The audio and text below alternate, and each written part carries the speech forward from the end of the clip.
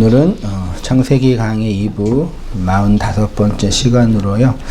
제목을 말라크 마하나임이라고 그냥 썼습니다. 말씀 나누기 전에 광고를 먼저 하나 드리면요. 벌써 이제 23년 한 해가 됐는데 기부금 영수증 필요하신 분은요. 매년 했던 것처럼요. 성함이랑 주민번호랑 주소랑 기부금 액수 해서 문자로 보내주시면 제가 잘 정리해서 주중에 드리든지 아니면 오픈으로 보내드리든지 할 테니까 성도님 출석하신 성도님들은 그렇게 하시고 또 인터넷 성도님들도 기부금 필요하시면 영수증 필요하시면 이렇게 문자로 보내주셔서 처리해 주셨으면 좋겠고요. 더불어서 올해 한 해 여러 가지로 어렵고 힘든 경우도 있었지만 또 알게 모르게 물심양면으로 우리 교회를 위해서 온땅교회 사역을 위해서 헌신해 주시고 헌금으로 참여해 주신 우리 성도님들께 진심 어리게 감사의 말씀을 드리고요. 인터넷 성도님들도 가끔 이렇게 이름도 모를 분들이 이렇게 헌금을 이렇게 보내주시더라고요. 그래서 누구실까 궁금해 하는데, 성도님들은 제가 아는데, 이제 모르는 분들은, 말씀을 듣는 어떤 분들, 그리고 말씀 속에서 은혜를 받았던 어떤 분들이, 감사하는 마음으로, 함께하는 마음으로, 이렇게 헌금과 연보를 보내주셨다 생각해서, 돈 받은 것도 좋은 일이지만, 그렇게 또, 알게 모르게 하나님이 당신의 일들을 가까이 영혼 속에서 일하고 계신다 생각이 들어서요. 기쁜 마음이 드니까요. 내년에도 우리 성도님들의 사업과 환경이 잘 돼서 많은 헌금으로 헌신해 주시기를 축원드립니다. 잘 되셨으면 좋겠어요, 진짜. 저도 잘 됐으면 좋겠어요. 계속 야곱의 인생애를 우리가 나누고 있는데, 야곱이 인간적으로 볼 때, 우리가 언뜻 인간적으로 볼 때는 되게 자신의 인생을 위해서 주도적으로 자신의 인생과 환경을 스스로 통제하며 조정하며 성공하기를 원하는 사람처럼 보이지요. 그러니까 하나님이 아니더라도 스스로 자기의 인생을 쟁취하고 노력하며 애쓰면서 자기가 하고 싶은 것들을 하고 싶은 사람인 것처럼 보여요. 오늘 본문에서도 가장 큰 벽인 에서가 기다리고 있는데, 그 에서와의 관계를 회복하기 위해서, 형과의 관계를 회복하기 위해서 지금 야곱이 노력하고 있는 모습이 보이죠. 이 모습이 인간적으로 되게 얄팍하든 혹은 되게 냉소적이든지 간에 어쨌든 자기의 인생의 문제를 자기 스스로의 힘으로 풀어내려고 많이 애쓰는 인간 군상의 그 모습이죠. 근데 쭉 야곱의 생애를 읽다 보면은 그 인생의 문제를 야곱 스스로 해결하는 것이 아니라 결국은 누가 해결해줘요? 야곱이 상상하지도 못하고 생각하지도 못했던 방법으로 하나님이 마치 야곱 뒤에서 그가 고민하고 있는 인생의 문제들을 해결해 주고 있는 모습이 성경을 읽으면 쭉 보이는 거죠. 그러니까 이런 걸 보면서, 그러니까 한 사람의 인간이 그 인간이 인간으로서 가장 큰 행복감을 누릴 때가 언제이고, 혹은 한 사람의 인간이 가장 큰 좌절과 절망을 경험할 때가 언제인지 여러분은 아실 거예요. 사람들이 언제 행복해요? 여러 가지 이유가 있죠. 돈도 많이 벌고 자기가 원하는 꿈이 이루어지고 등등이 있는데, 결국은 인간이 행복할 때는 이 세상이, 이 환경이 자기가 계획하고 원하는 대로 소위 말해 통제가 될 때. 왜 웃으세요? 그때 행복감을, 소위 성취감을 느끼죠. 반대로 우울감이나 절망감을 느낄 때가 언제예요?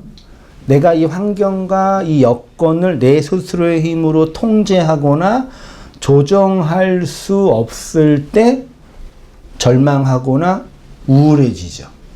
우울감이 그때 와요. 그러니까 인생은 사실 그런 의미에서 별거 없어요. 말이 좀 그렇죠. 언제 행복하냐면 내가 내 환경과 내 시간과 나의 여건을 내 스스로 주도권을 가지고 통제하고 조정할 때 기쁘고 행복하고 만족감이 얻지요. 그게 말하자면 누구의 위치예요? 네, 하나님의 위치이고 왕의 위치이죠. 그래서 모든 인간이 왕이 되고 싶은 거예요.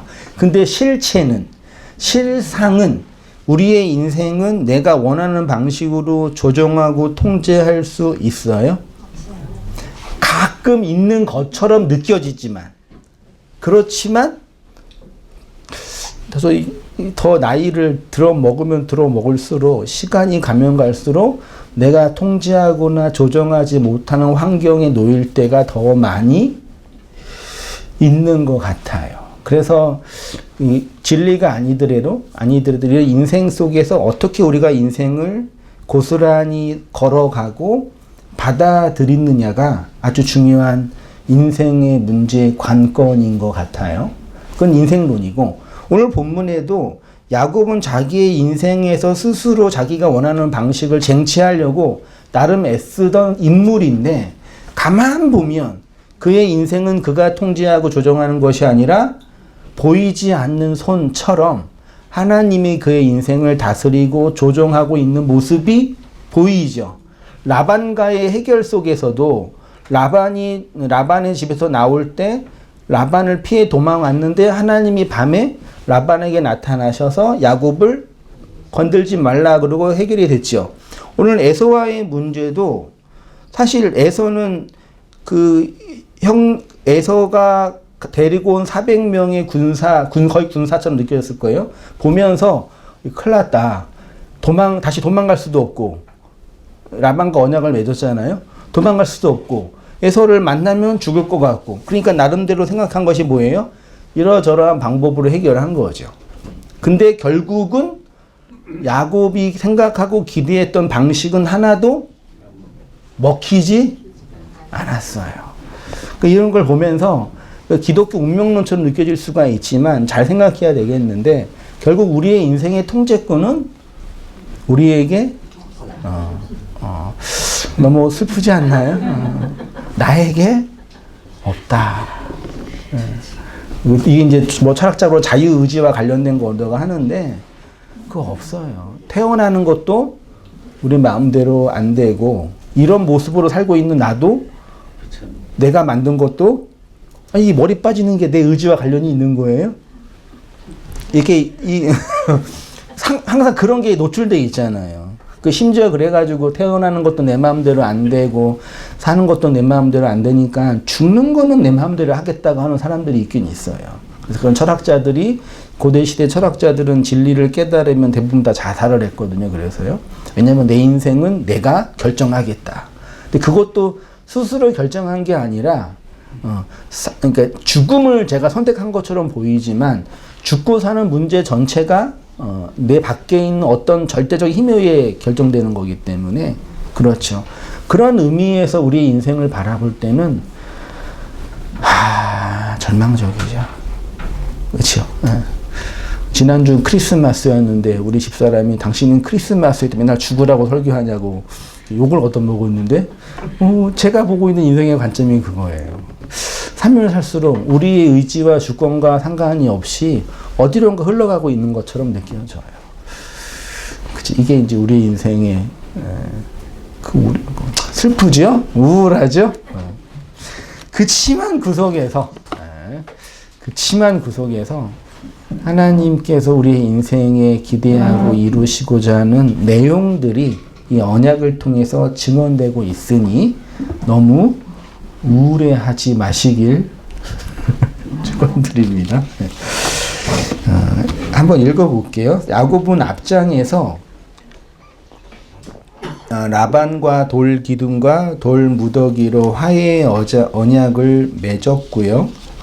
라반의 추격 속에서 두려워했던 야곱이었는데 하나님이 라반에게 나타나셔서 화해를 하게 된 거죠. 근데 이제 라반보다 더 높은 넘어야 할 산이 기다리고 있는데 에서잖아요.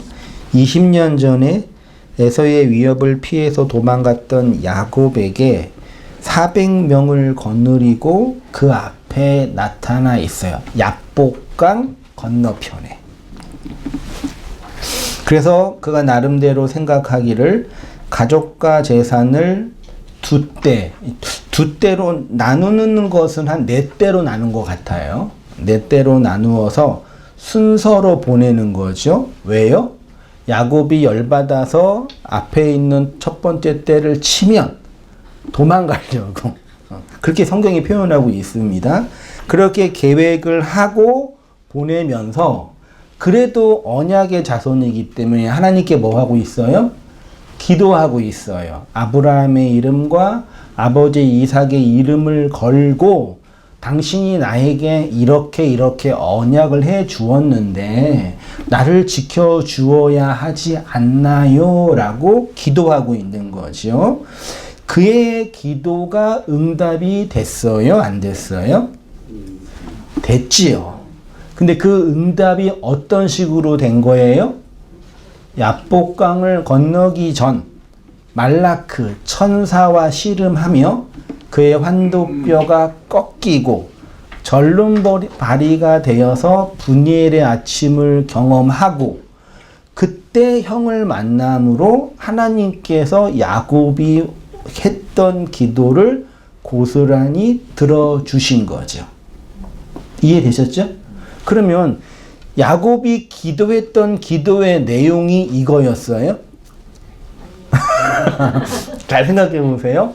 야곱이 언약을 들먹이면서 나 좀 지켜주세요. 당신의 은총, 헨을 나한테 허락해 주세요라고 기도를 하며 갔는데 결국 하나님이 그 기도를 응답해 주셨단 말이에요. 그렇잖아요. 그러면 응답해 주신 그 내용이 야곱이 기대했던 내용이었어요? 야곱이 이렇게 될 줄 알았어요? 몰랐어요? 몰랐죠. 근데 그것이 그의 기도의 내용이 뭐가 된 거예요? 실현된 거예요. 이 야곱의 이후의 모습 속에서요. 그래도 우리도 이렇게 뭐 해야 되는 거예요? 기도해야 되는 거예요. 잘 이해하셔야 돼요. 예수님이 산상수훈에서 구하고 찾고 문을 두드리라 그랬죠. 아이테오, 제테오, 크루오 했죠. 구하는 자는 구하고 찾는 자가 찾아지고 두드리는 자에게 열린다. 그게 어떤 기도예요? 예수가 십자가에서 죽어서 우리에게 실현시키고자 하는 내용의 기도란 얘기예요. 그 기도를 하면은 하나님이 반드시 뭐 한다? 들어주신다란 얘기죠. 그러니까 사람들이 흔히 말하는 기도해도 안 된다는 얘기는 그가 말했던 그 기도와 하나님이 예수님이 성경을 통해서 정말 주고자 했던 그 기도의 내용이 다르기 때문인 거죠. 그러니까 신앙생활은 뭐냐면 그 기도의 내용으로 수렴해 가는 거예요. 하나님의 원함으로 뭐해 가는 거예요? 수렴. 이게 통합돼 가는 거라고요. 내가 이 나의 역사와 인생을 통제할 수 없으니 하나님이 그 통제, 하나님의 그 인도하심으로 끌려가는 존재라는 걸 기도 속에서 확인하게 되는 거죠.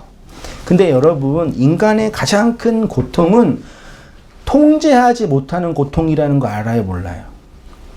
인간의 가장 큰 성취감이 뭐예요? 이 세상을 내가 원하는 대로 뭐 하는 거예요? 통제하고 조정하고 계획대로 이루는 거라니까요. 근데 사람들이 이걸 모르니까 신년만 되면 신년에 자기가 이루고 싶은 계획을 다 짜지요. 한 인생 50년, 60년, 70년 사신 우리 인생의 선배님들 되셨나요? 10년에 계획했던 계획대로 되셨어요?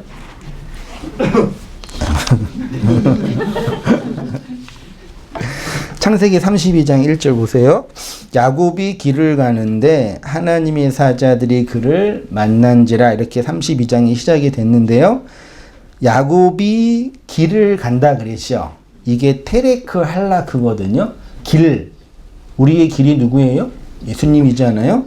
진리의 여정을 가는 길에 누구를 만났어요? 하나님의 말라크를 만났어요. 앙겔로스를 만났어요. 천사를 만났어요. 이것까지 뭐 문제될 거 없죠. 근데 야곱이 하나님의 사자를 만난 것이 아니라 하나님의 사자, 즉 말씀들이 야곱에게 뭐예요? 온 거예요. 이게 되게 중요한 거예요. 그러니까 우리가 우리의 인생을 통제하지 못하는 이유 중에 하나가 그 말씀이 우리에게 뭐라고요? 오는 거라고. 내가 그 말씀으로 가는 게 아니라 그 말씀이 우리에게 이르는 거예요.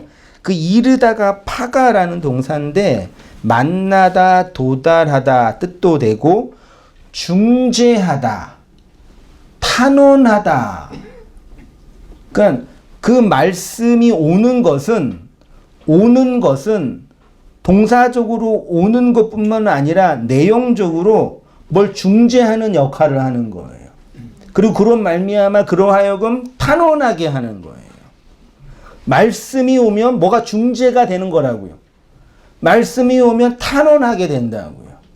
그러니까 지금 야곱이 아브라함과 이삭의 이름을 근거로 기도한 거는 자신의 인생의 재산상의 손해 때문에 기도하는 그런 모습 이전에 언약이 그에게 임하였기 때문에 기도하고 있는 거예요. 그리고 실제로 그의 기도가 실현되고 있는 거예요. 하나님의 말라크가 야곱에게 이르게 되었는데 이것이 중재하고 탄원하는 것과 관련돼 있대요. 2페이지입니다. 이 파가가 창세기 28장에서 에서를 피해 밧단-아람으로 가는 베델의 길에서 처음 사용됐어요. 28장 11절에 한 곳에 이르러, 이게 파가예요. 거기가 한 곳이 어디예요? 베델. 하나님의 집이에요. 돌베개를 취하여 잠을 자고 거기에서 하나님의 사자 말라크가 오르락내리락 하는 걸 보고 기름을 붓고 여기가 하나님의 베델 집이라고 하고 내가 11조를 하나님이 나를 지켜주시면 내가 11조를 드리겠습니다라고 언약하잖아요. 거기가 여기예요. 그러니까 창세기 32장과 28장은 거의 같은 구조를 갖고 있어요. 그러니까 둘 다 뭘 만났어요? 말라크를 만났는데 베델은 가나안에서 나와 밧단 아람으로 가는 길에서 만난 거고 오늘 마하나임은 밧단 아람에서 나와 가나안으로 가는 길에서 경험한 거란 말이죠. 베델은 하나님의 집이라고 하였고 마하나임은 뜻이 뭐라고요? 하나님의 군대, 단어 뜻이 군대예요, 군대. 근데 하나님의 집은 성전이죠. 그렇죠? 그 하나님의 군대는 뭐예요? 그것도 성전이에요. 근데 그 성전이 어떻게 완성되고 실현되느냐의 문제란 얘기죠. 그래서 이제 이 사자 말라크가 사용된 부분이 창세기 16장 7절 누구 이야기죠? 하갈 이야기죠. 하갈이 집을 떠날 때 하나님의 말라크가 와서 떠나지 말라 그랬잖아요. 창세기 19장 1절에 이거는 소돔과 고모라 이야기, 22장 11절에는 아브라함이 이삭을 번제로 드리려고 할 때 오신 거고, 창세기 48장 16절, 그러니까 이거 본문 보이시죠? 같이 한번 읽어보겠습니다. 시작. 나를 모든 환난에서 건지신 사자께서 이 아이에게 복을 주시오며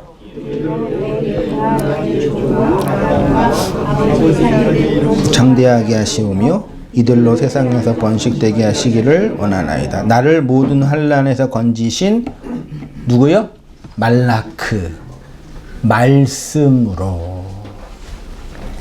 출애굽기에는 구원을 위해서 말씀을 보내신 거고요. 말라기에는 또 말라크를 보냈다고 표현하고 있습니다.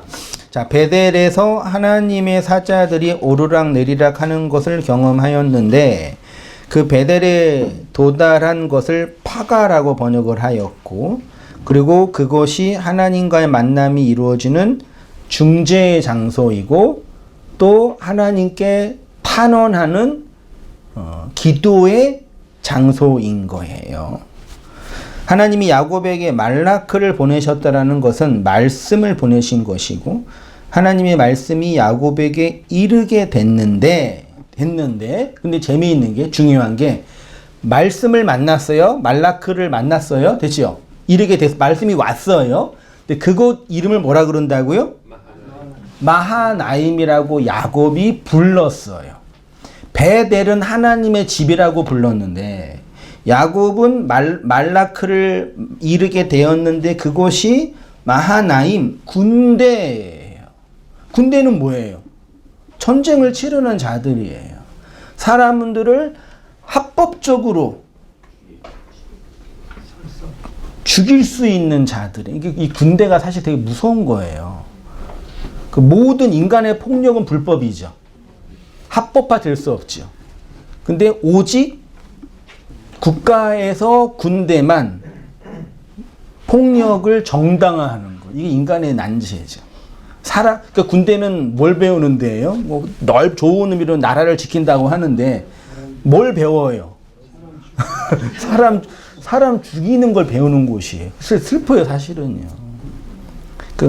그것이 인간의 딜레마이기도 하죠. 그걸 안 배우면은 다른 세력한테 살해를 당하니까. 합법적으로 사람을 죽이는 집단이 군대예요. 근데 그곳이 군대라고 지금 하는 거예요. 그러면 이게 누구의 군대예요? 그러면 야곱 입장에서 이곳이 하나님의 군대다라고 한 거는 이게 지금은 누구 편인 거예요? 말라크를 만났는데 거기 군대예요. 그럼 누구 군대? 하나님의 군대죠. 그 하나님의 군대는 내 편이에요, 제 편이에요?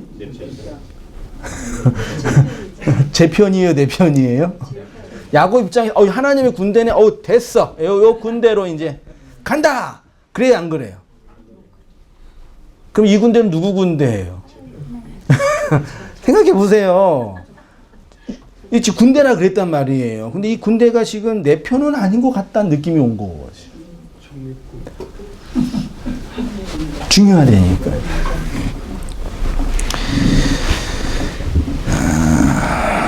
군대라 하고 그 땅 이름을 마하나임. 자, 보세요. 그가 하나님의 말라크를 경험했는데 그 말라크에 이르게 된 그곳을 하나님의 군대 마하네라고 하였어요. 그 땅 이름을 마하나임이라고 한 거예요. 잘 보세요. 여기 보이시죠? 군대가 히브리어로 뭐라고요? 마하네라는 명사예요. 히브리어 자음 4개 있지요? 마하네. 눈으로 보세요. 요 마하네라는 명사는 동사 하나에서 왔어요. 해와 눈과 헤트와 눈과 해가 있는 세 개의 자음으로 된 이 동사가 하나예요. 그럼 하나의 뜻이 뭐냐면 3페이지에 장막을 치다, 진영을 꾸리다 라는 동사예요. 그러니까 군대는 전쟁을 수행하기 위해서 일정한 지역에 진영을 치죠. 그게 장막을 치는 거예요. 그러니까 고대시대 때 장막을 치는 집단을 뭐라 그런다고요? 군대, 마하네라고 불렀던 것 같아요. 군대는 전쟁을 위해서 야영을 하는 집단인데, 그래서 군대는 장막을 치는 거죠. 그 장막이 민수기에서는 뭐예요? 성막이잖아요. 그 민수기의 그 인원은 전쟁을 치르는 인원이었고, 그게 성막을 세우는 내용이었죠. 하나님의 군대는 하나님의 전쟁을 치르는 집단이겠죠. 그 전쟁의 내용이 말씀을 보내셔서 뭘 세우는 거라고요? 성막, 성전, 장막을 짓게 하는 거란 얘기예요. 이 장막을 치는 것을 하나님이 그 땅을 차지한다라고 표현해요. 그러니까 군대가 주둔하면 그 땅이 군대에 의해서 지배되는 거잖아요. 그렇게 장막을 쳐서 성전을 세우는 것을 하나님의 뭐라 그런다고요? 은혜라고 해요. 이게 언어의 유의랑 비슷한 건데, 자, 장막을 치다가 동사로 하나예요. 여기 히브리어 보세요. 한번 눈으로 보세요. 하나 있죠? 보이시죠? 여기에 끝에 해라는 여기 단어가 있거든요. 그거를 빼면은 헨이 돼요. 요 헨이 해를 뺀 단어와 똑같은 거예요. 해는 뜻이 뭐예요? 아니 헨 은혜, 은총, 호의예요. 그러니까 야곱이 하나님께 기도할 때 나에게 뭘 베풀어 달라고요? 당신의 은혜를 베풀어 달라고 기도했잖아요. 근데 은혜를 베푸니까 뭐가 세워진다고요? 장막이, 진영이 쳐진다고요. 그림 보이시죠? 그러니까 하나님이 장막을 치고 성전을 세운다라는 것은 하나님의 은혜를 호흡으로 받게 되면 그게 뭐가 된다고요? 성전이 된다고요. 그런데 그곳 이름을 하나님의 군대 마하네라고 했어요. 네, 마하네도 명사고 마하나임도 명사인데 마하나임은 마하네의 쌍수예요.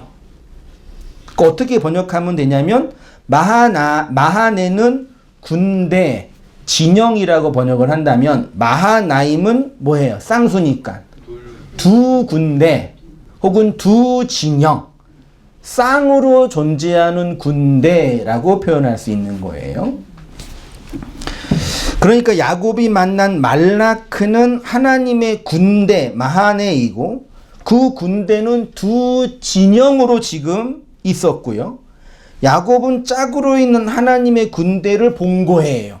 하나인데 두 개로 있는 거예요. 그러면 두 진영의 군대가 어떻게 일하고 있느냐가 중요한 거죠. 그럼 그 짝으로 있는 군대는 어떤 의미가 되냐? 보세요. 창세기 32장 3절부터 12절까지인데요. 한번 제가 보겠습니다. 야곱이 세일 땅 에돔들에 있는 형 에서에게로 자기보다 앞서 사자들을 보내며 그들에게 명령하여 이르되 너희는 내 주 에서에게 이같이 말하라. 주의 종 야곱이 이같이 말하기를 내가 라반과 함께 거류하며 지금까지 머물러 있었사오며 내게 소와 나귀와 양떼와 노비가 있으므로 사람을 보내어 내 주께 알리고 내 주께 은혜 받기를 원하나이다 하라 하였더니 사자들이 야곱에게 돌아와 이르되 우리가 주의 형 에서에게 이른즉 그가 400명을 거느리고 주인을 만나려고 오더이다.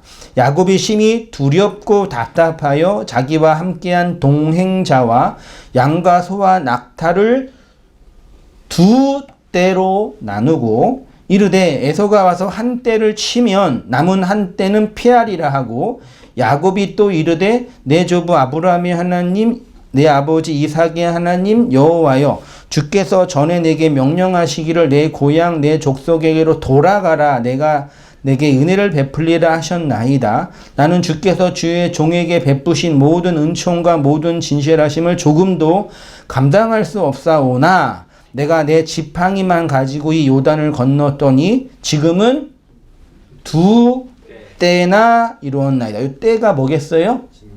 마하네요. 내가 주께 간구하오니 내 형 손에서 에서의 손에서 나를 건져내시옵소서. 내가 그를 두려워함으로 그가 와서 나와 내 처자들을 칠까 겁이 나기 때문이다. 주께서 말씀하시기를 내가 반드시 내게 은혜를 베풀어 내 씨로 바다에 셀 수 없는 모래와 같이 많게 하리라 하셨나이다. 이거는 야곱이 형 에서에게서 해결하기 위해서 자기가 갖고 있는 재산을 뭘로 나눈다고요? 두 때로, 두 군대, 두 진영으로 나눈다라고 지금 계획하는 거예요. 나중에 뒤에 가면은 몇 대로 나누어요? 네 대로 나누어요. 그리고 형에게 뭘 줘요?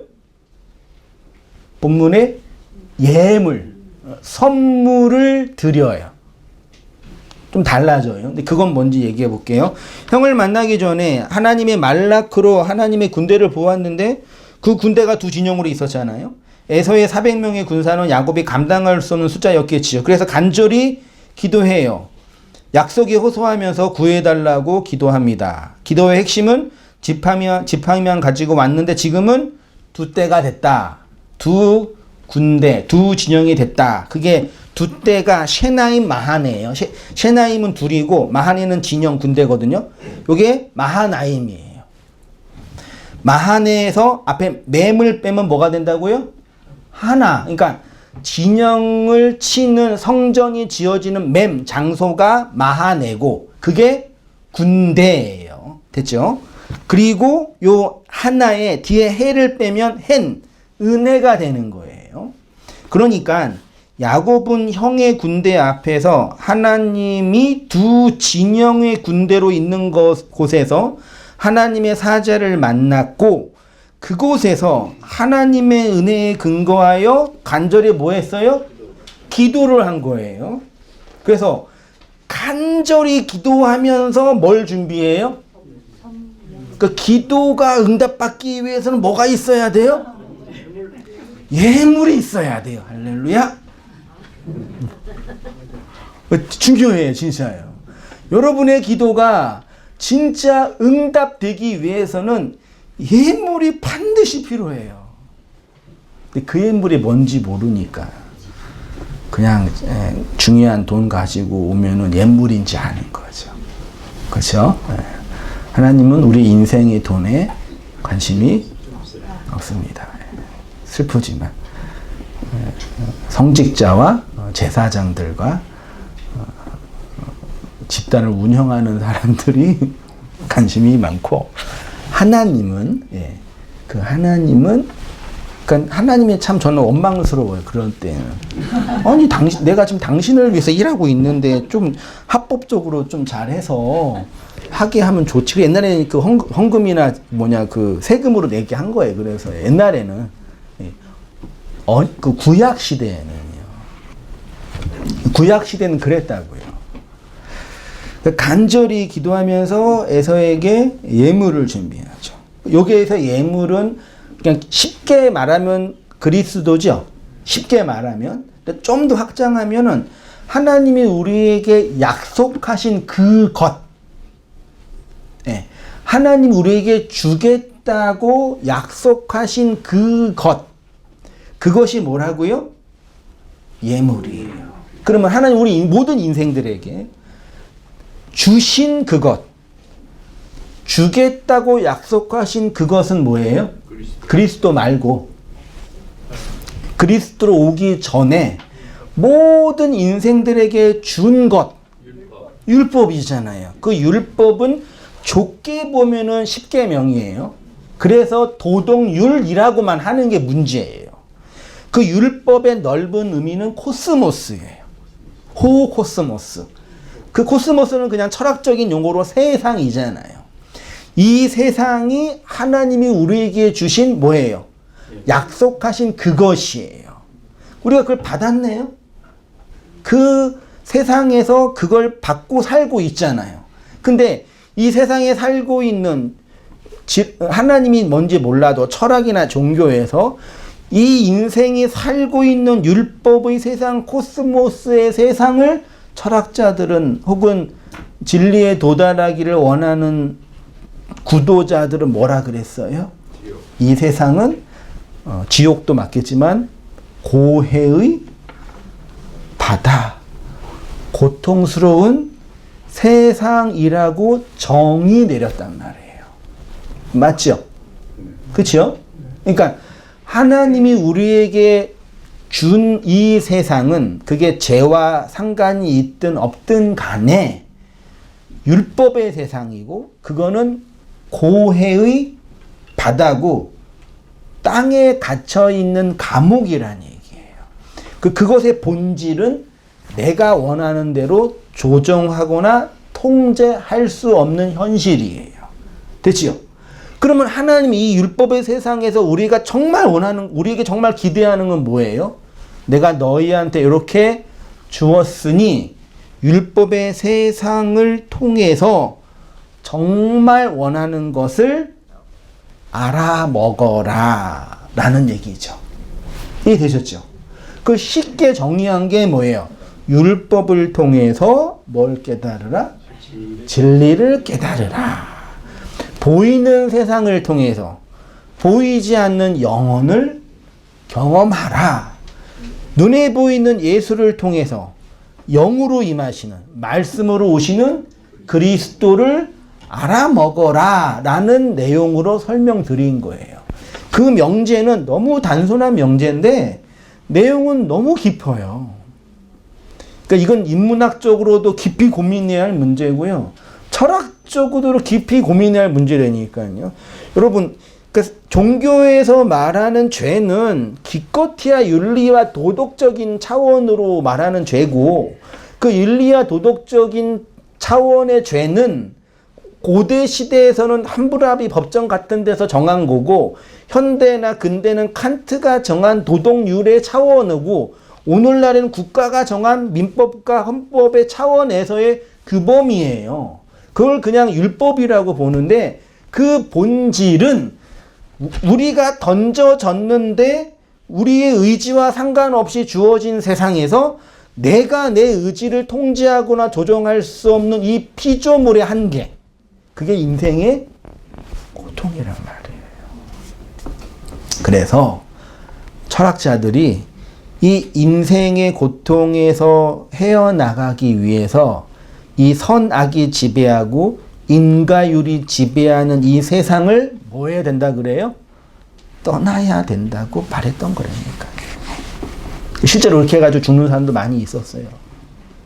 그걸 알았기 때문에요. 그래서 이게 에서에게 예물을 준비합니다. 그래서 32장 13절부터 20절까지 그 예물이 쭉 볼게요. 예물을 택하니, 예물을 택해요. 앞에서는 두 때로 그냥 나누었는데 갑자기 예물을 택해요. 택한 게 뭐예요? 암염소 200, 숫염소 20, 암양 200, 수량 20, 전 낙타 30, 새끼 암소 40, 황소 10, 암낙이 20. 그 새끼 낙이 10. 몇 마리예요? 380인가 400이었는데 아무튼 수백 마리예요.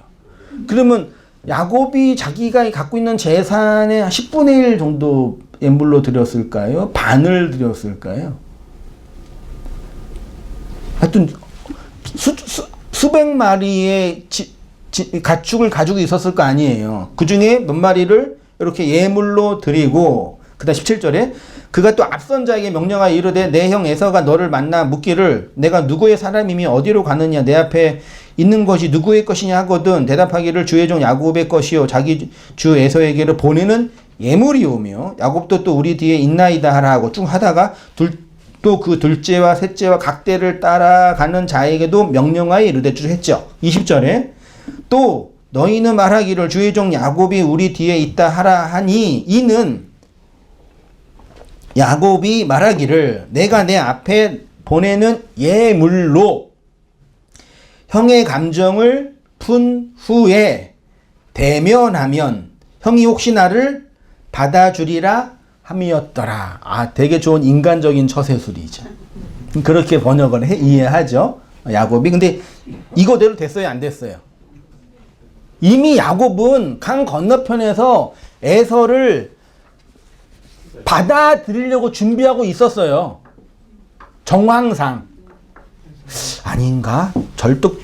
쩔뚝거리는 야곱을 보면서 마음이 변했나? 그 새벽까지 야곱을 죽이려고 했는데 야곱이 그 야복강가를 지나고 다리가 절어서 이렇게 절면서 아침을 지나가면 형을 만났잖아요. 그걸 보면서 그러고 그냥 용서했나? 정황상 할 수 있는데 제가 볼 때는 야곱은 에서는 야곱을 살해하려는 의도가 없었던 것처럼 느껴져요. 그래야지 하나님 일하시는 것처럼 보이니까요. 근데 야곱은 형에게 예물을 지금 드리고 있습니다. 자, 보세요. 4페이지 오른쪽입니다. 야곱은 에서를 위해서 예물을 택하는데 20절에 예물로 형의 감정을 푼 있죠. 예물이 히브리어로 뭐라고요? 민하예요. 보세요. 민하. 민하는 예물도 되고 죄물도 돼요. 특히 구약의 모세오경에 가면, 레위기에 가면 속죄를 위한 제물 할 때 민하라는 단어를 써요. 그러면 지금 야곱은 형에게 구약적, 모세오경적 관점에서 해석한다면 속죄 제물을 뭐 한 거예요?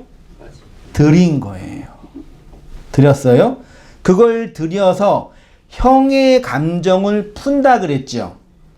감정이란 단어는 있지도 않고요. 푼다라는 단어는 카파르예요. 카파르 기억나세요? 코페르, 잣나무, 역청. 그리고 이게 또 속죄가 되는 것. 그러니까 속죄예요. 이게 카파르가요. 그러니까 형의 감정은 파님이에요. 파님은 뭐예요? 얼굴이에요.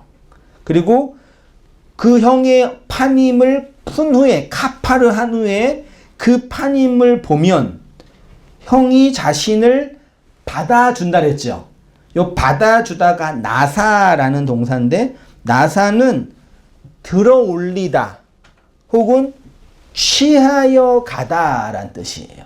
그럼 다시 이제 이거를 번역을 하면, 그러니까 한글로 번역된 성경을 보면 형에게 많은 예물을 주어서 마음을 누그러뜨려서 용서를 받아보겠다는 야곱적인 간사한 심포처럼 보이는데 원문을 보면은 형의 감정을 푼다가 아까 말했던 것처럼 카파르고 요거는 죄를 덮는 거죠. 그리고 들어 올리는 것은 취하는 거예요. 그러니까 형과 화해하기 위해서 선물을 준비했는데 그 선물은 속죄를 위한 예물이고 그 속죄는 야곱을 뭐하게 하는 거예요? 들어 올리는 거예요. 혹은 야곱을 취하여 가는 거예요. 이게 그래서 구약에서는 언약으로 들어 올리다 하나님께로 취하여 가다라는 단어로 많이 설명이 된 거예요. 그러니까 지금 야곱이 에서에게 보내는 민하, 재물을 통해서 에서에게로 들어 올려지고 취하여지는 거예요. 아주 간단하게 말하면 열받고 화가 난 에서의 얼굴에 재물을 붙여 카파를 해.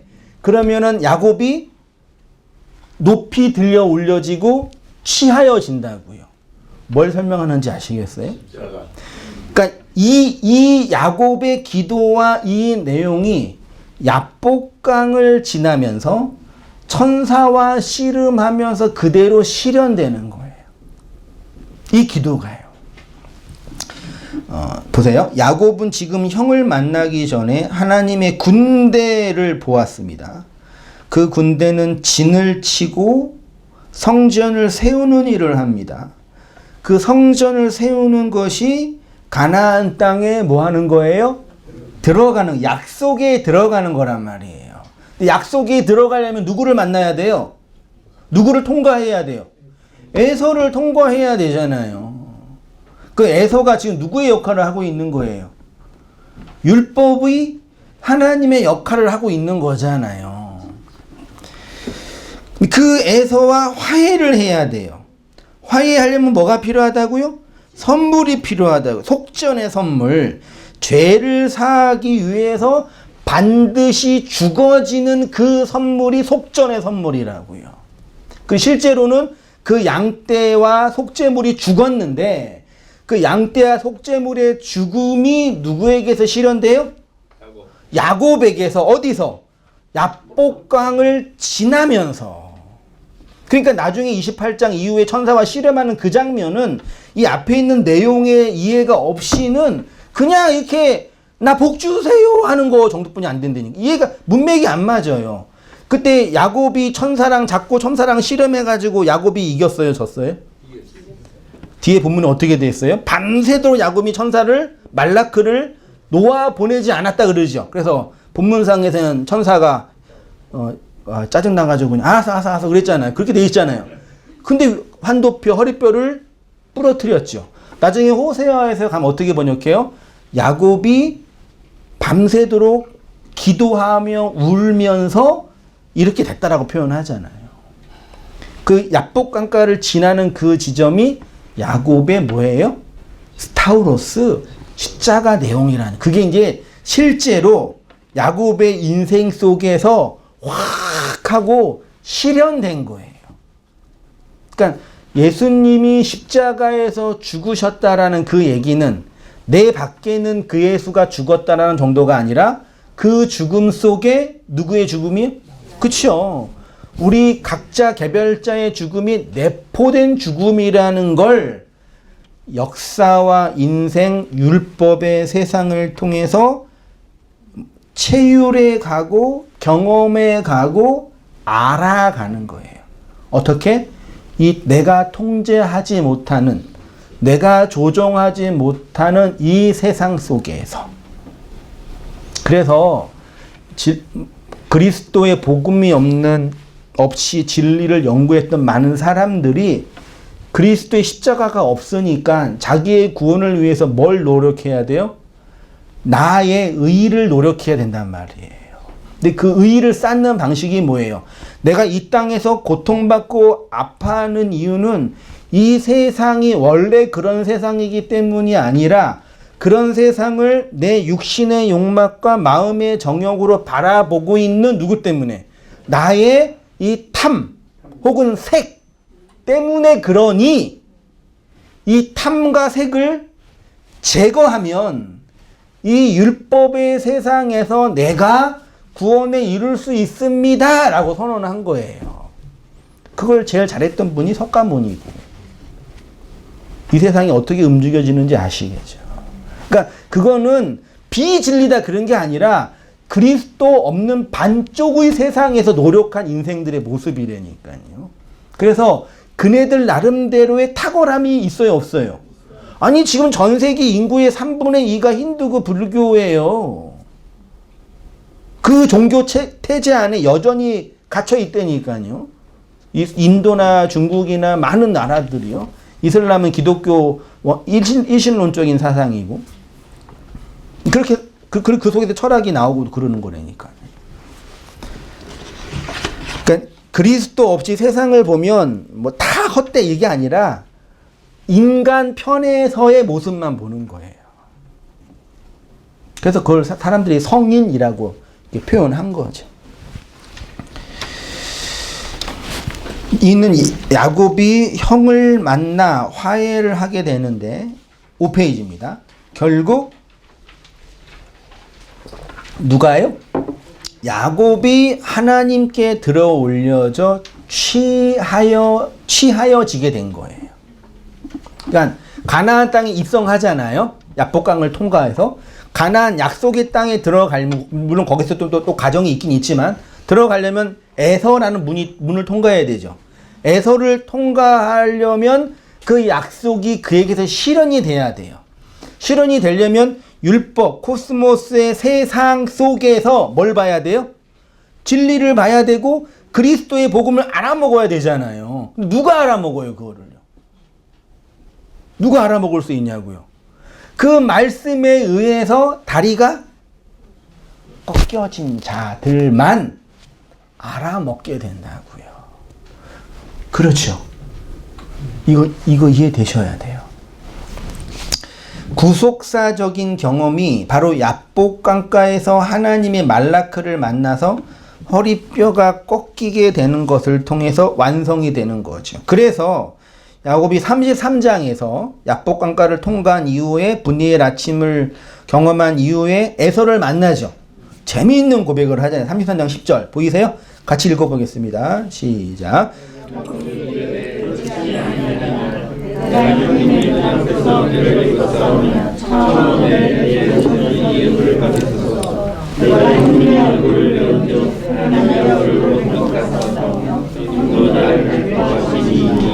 내가 형님의 파님, 얼꼴 보이지 않는 것이 나타난 그 파님을 보니까 뭘 봤다고요? 이거 형 기분 좋으라고 한 얘기가 아니에요.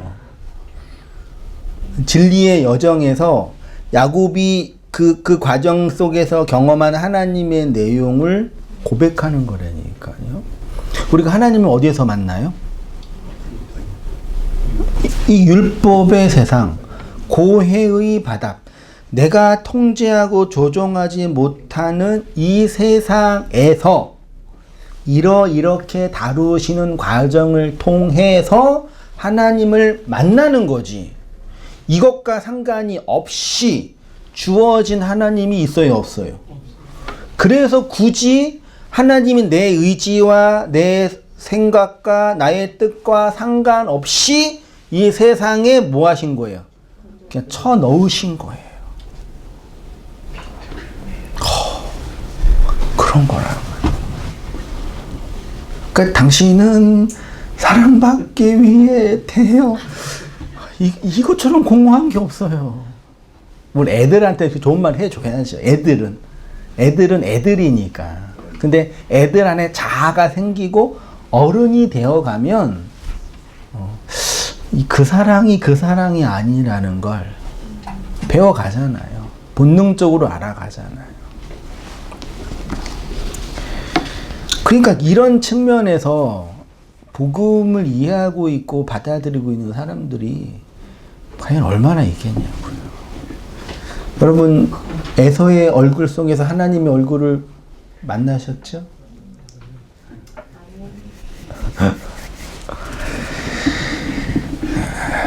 그 이야기를 하고 있는 거예요. 그래서 야곱이 야복 강가에서 천사랑 씨름했죠. 그러니까 이게 32장에서는 사자라고 번역을 하고 32장 또 야복 강가에서 씨름할 때는 또 뭐라고 번역해요? 천사라고 번역을 해요. 구약에서. 이게 번역을 하면 일관되게 하든지. 천사랑 사자는 뉘앙스가 다르잖아요. 일반 사람 생각할 때는요. 말라크랑 싸운 거예요. 말씀과 씨름한 거라. 나한테 온 그 말씀과 씨름한 거라고요. 나를 통제하고 나를 조정하고 나를 억어해 오는 그 말씀과 삿바 잡고 씨름한 거라고요. 그 야복 강가에서요. 그리고 그 씨름에서 야곱의 환도뼈, 허벅지 다리가 꺾이게 되죠. 그게 꺾이게 되면 다리를 뭐 하는 자가 돼요? 저는 자가 되잖아요. 신약 성경에서 예수님이 복음을 전할 때 그 복음, 그 진리는 누구한테 전해진다 그랬어요? 마음이 가난하고 병들고 나병 환자, 심령이 가난한 자 쭉쭉 하다가 다리 저는 자. 옛날 성경에서는 절름발이라고, 그게 이제 장애인에 대한 학대 표현이라고 이게 바뀌었는데 옛날에 그랬잖아요. 다리에 저는 자에게 복음이 증거되는 거예요. 그러면 결론적으로만 해보세요. 하나님 우리에게 그 복음을 건네주려면 뭐 하셔야 되는 거예요? 다리를 꺾으시는 거예요. 그래서 시편에 많은 그 기자들이 주께서 꺾으신 내 뼈로 인하여 내가 주께 감사합니다. 그런 고백을 한 거라니까요. 그래서 야곱이 야복 강가를 지나고 형 에서를 만나면서 그 하나님의 내용을 받아들인 거죠. 아, 이 율법의 세상에서 내가 계획하고 내가 통제하고 하는 것을 뛰어넘는 하나님의 그 일하심들이 어디 안에? 내 안에 있구나. 그러니까 여러분, 기독교 종교 하나님의 진리는 내가 그 믿음을 붙잡고 믿음이 큰 사람이 되면 하나님을 조정하고 그 하나님을 조정하는 힘으로 세상도 조정할 수 있다는 그 말도 안 되는 사상에서 벗어나야 돼요. 믿음이라는 건 하나님까지 조정할 수 있고 그 하나님이 내 편이 되면 이 세상까지 내가 조정할 수 있고 이 세상에서 내가 하나님으로 말미암아 행복할 수 있고 내가 바라고 원하는 것들이 이루어질 수 있다는 그런 선한 마음조차도 깨트려져야 된다.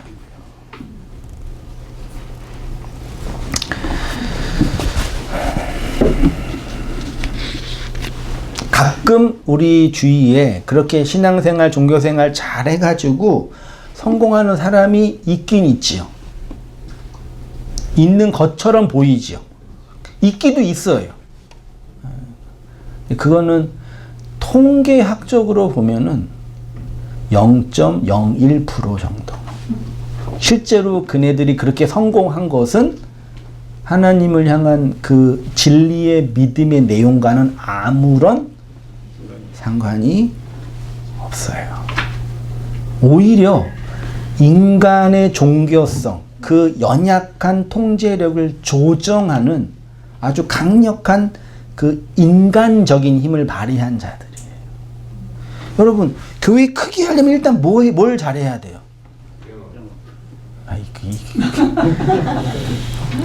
설교를 잘해야 돼요. 스피치를 못한 목사 치고 큰 교회 있어요, 없어요? 없어요. 설교 못하는 목사님들, 제가 말하는 설교란 얘기는 스피치예요. 스피치를 잘 못하는 교회 치고 큰 교회 없습니다. 큰 교회 목사들 설교 들어보세요. 진리와 상관없이 말 잘해요, 못해요? 잘해요. 그냥 그래요? 마음에 안 드세요? 스피치적으로는 뛰어나요. 그러니까 그 영업하시는 분들 얘기를 들어보니까 네가 하고 싶은 말을 하지 말고 고객이 듣고 싶은 말을 해, 이 자식아. 영업 1타 강사 그 얘기를 한다니까요. 이해되세요? 나는 항상 이렇게 말씀 준비하다가 왜 나는 사람들이 듣기 싫은 얘기를 해야만 할까? 그런 자괴감에 빠진대요. 세상에서 성공하려면 그걸 잘해야 된다니까요. 그치요? 우리 성공을 원하시는 우리 청년 여러분, 지금도 성공을 원하는 중년 여러분, 이 세상에 성공하려면은 이 세상의 고객들이 원하는 걸 잘 들어줘야 돼요. 그 세상이 이치잖아요, 그게요.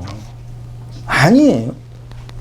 그래서 네가 네 신념에 가득한 그 신념을 가르치려고 그러지 말고 사람들이, 대중들이 원하는 그 얘기를 재미있게, 유익하게, 감동적으로 잘해. 성경을 근거로, 이거예요. 그래서 불교의 스님들도 설교 잘하잖아요. 사람들이 필요한 얘기를 해주니까요. 왜 그런지 아시겠죠? 그러니까 내가 듣고 싶은 얘기를, 인간의 보편적 욕망에 듣고 싶은 얘기를 들을 수가 없는 거예요. 이 진리의 세계에서는요. 야곱이 항상 그렇게 살아왔다니까요.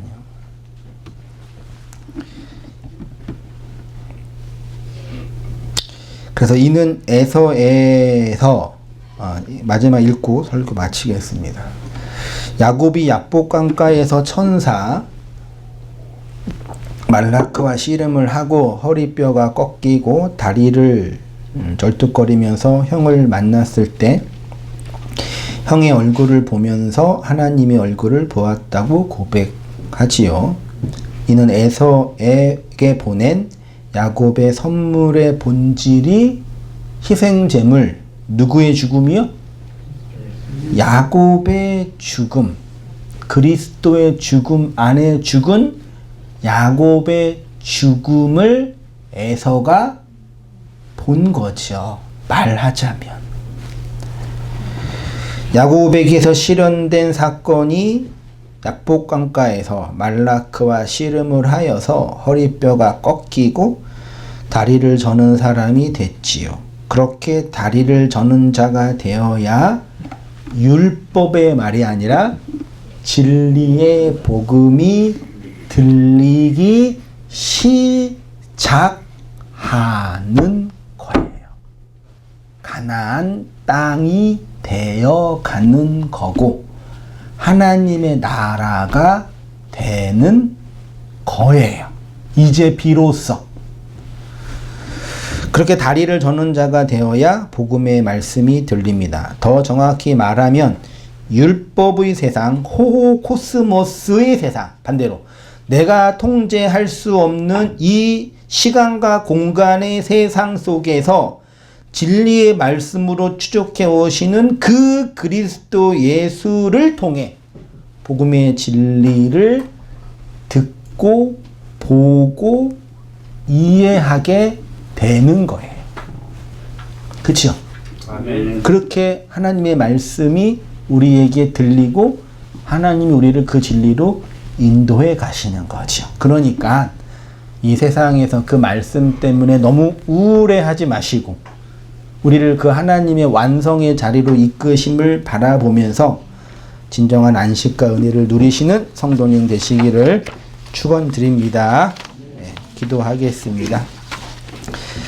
하나님 아버지, 우리에게 라답으로 추적해 오시는 하나님의 손길이 이렇게 야곱의 야복강가 형과의 만남을 통해서 나타나고 실현되고 있음을 봅니다.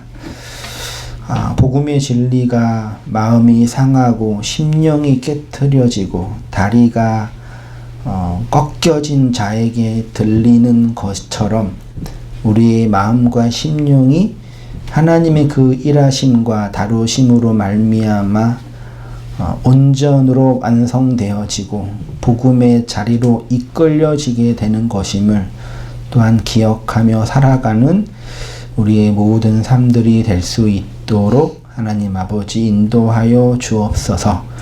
이 율법의 세상, 코스모스의 세상 속에서 하나님이 그리스도가 완성한 그 마지막 하나로 우리에게 오시는 사건인 것을 보게 하시고 우리를 그 영원한 하나님의 나라로 진정한 안식으로, 진정한 샬롬으로, 진정한 용서로, 진정한 화해로 이끄시는 하나님의 일하심들을 경험하고 그 은혜의 다루심 앞에 살아가는 우리의 모든 인생들이 될 수 있도록 아버지 하나님 붙잡아 주시옵소서.